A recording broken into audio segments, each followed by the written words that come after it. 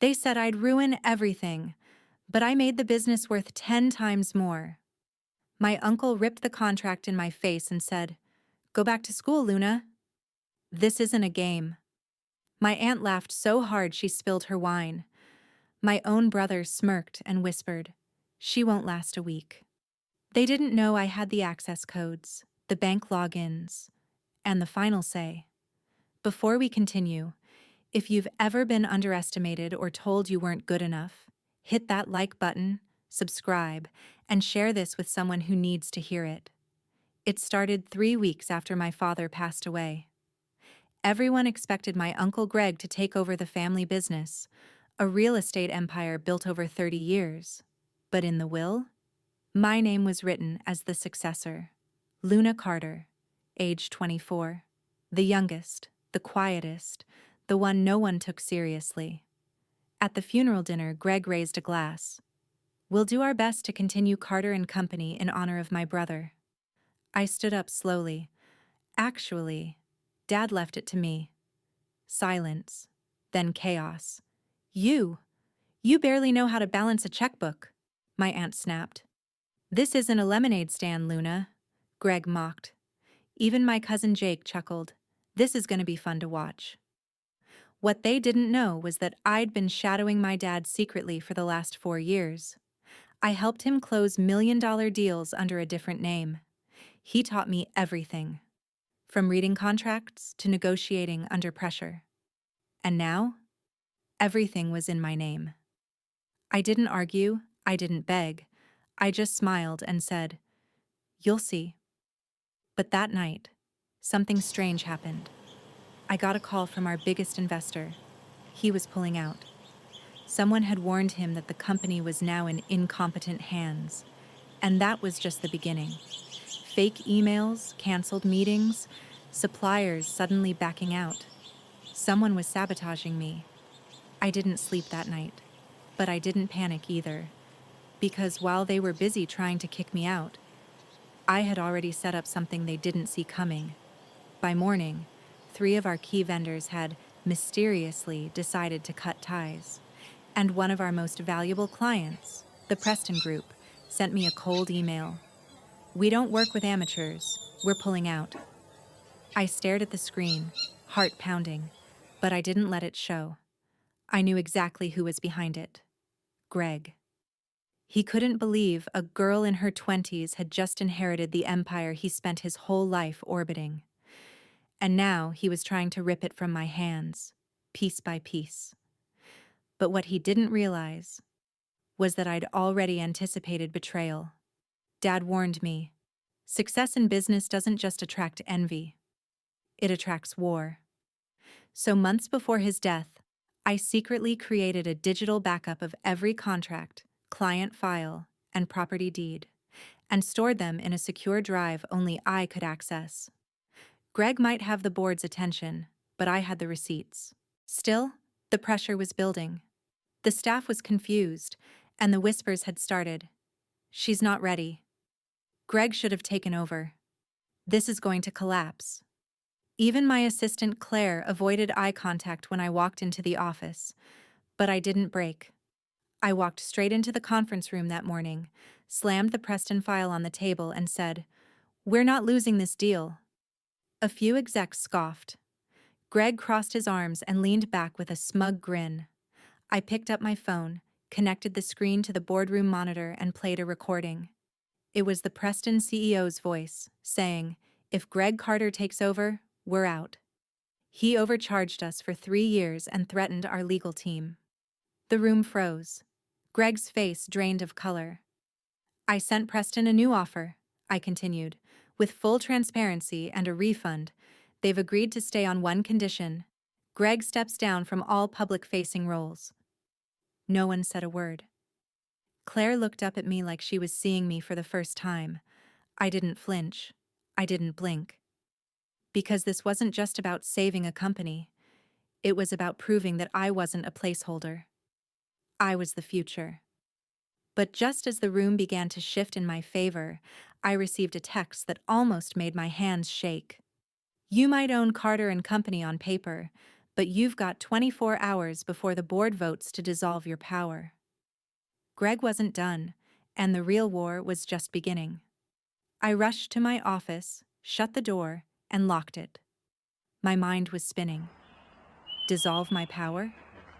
That meant they were coming after the clause in the will, the one that said if the board declared me incompetent within 30 days, control would transfer to the next eligible heir, Greg. He was trying to corner me with a vote, and I had less than 24 hours to stop him. I opened my laptop and pulled up the share registry. Greg owned 18% of the company. My aunt and cousin had 12% combined. That gave them 30%. If they flipped even 2 minor board members, they'd hit the 51% mark. And I'd be out. For good. But they didn't know I had leverage. My father always believed in silent strength. While everyone thought I was just his assistant, he gave me power behind the scenes. Weeks before his death, we had legally restructured certain assets, properties, accounts, even pending contracts, into a shell company, one I secretly owned. If Carter and Company lost my leadership, those assets would vanish from the books. And more than that, I had something else. Proof. Solid, damning proof that Greg had embezzled money from the company years ago. I hadn't planned to use it, but now I had no choice. That evening, I met with Olivia Martinez, one of the board's swing voters. She was sharp, calm, and famously hard to win over. I laid out everything: the sabotage, the tampered contracts, the embezzlement files. Her eyes widened at the numbers. "If I vote in your favor," she asked carefully, "can you stabilize the company in under 30 days?" I nodded without hesitation. 10 days. I already have the plan, the deals, the connections. After a long pause, Olivia gave the smallest smile. "Then I'll vote for you. But don't mess this up, Luna. They're out for blood."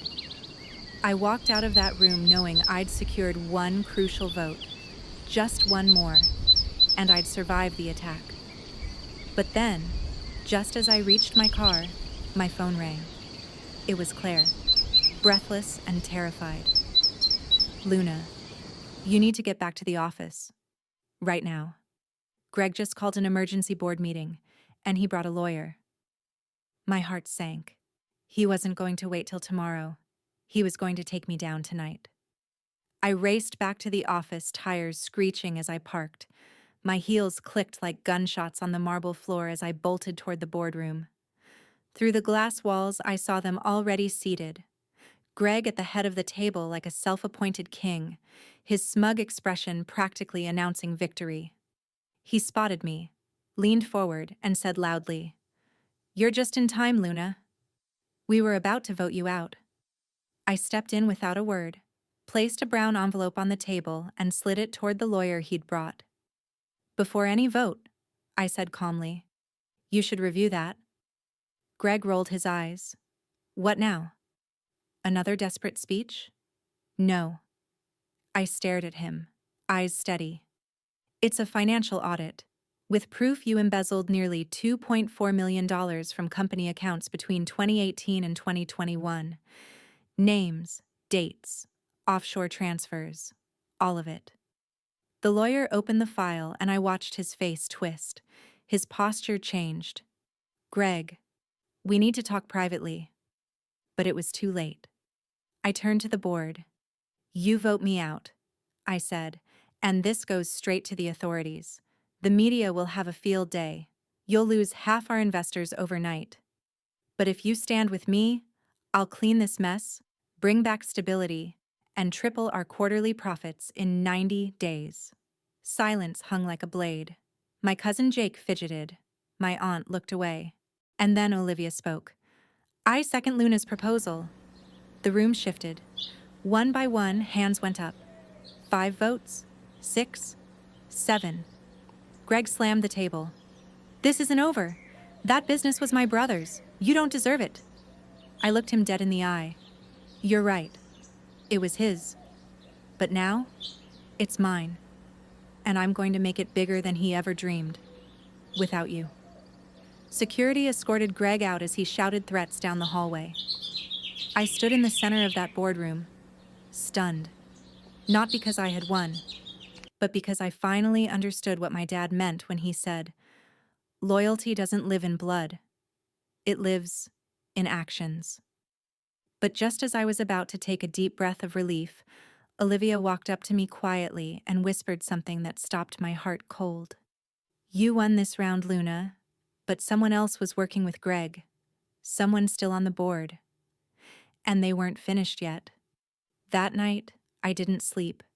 Not because I was afraid, but because now I knew the real enemy wasn't just Greg. It was someone inside. Someone close.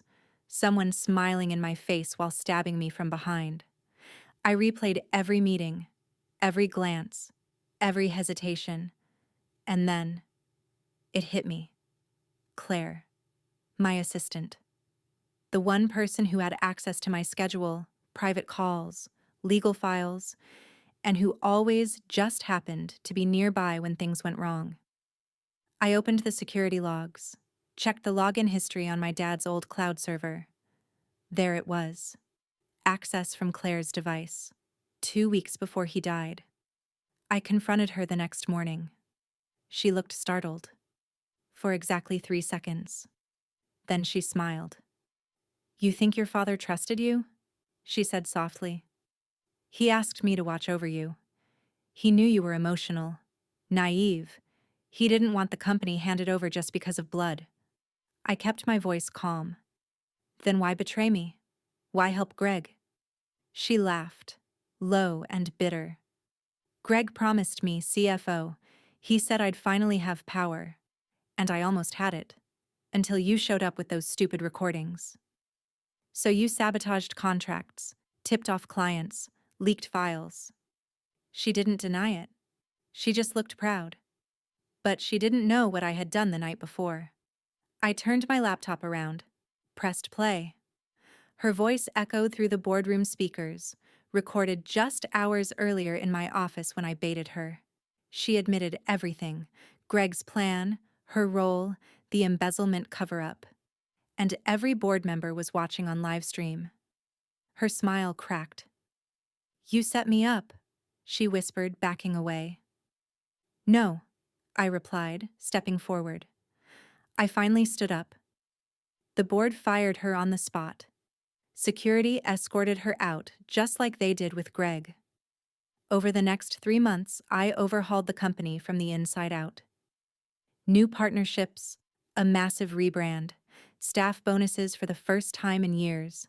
Clients returned, investors doubled, and our quarterly profits? Up 213%. The same people who mocked me now asked for meetings. The ones who doubted me now clapped when I walked in. But I never forgot the silence in that room the night they tried to erase me. Now, every time I sit at the head of that table, I remember the girl they called too young, the girl they thought would fail. And I smile, because I didn't just take over the family business. I rebuilt it in my name.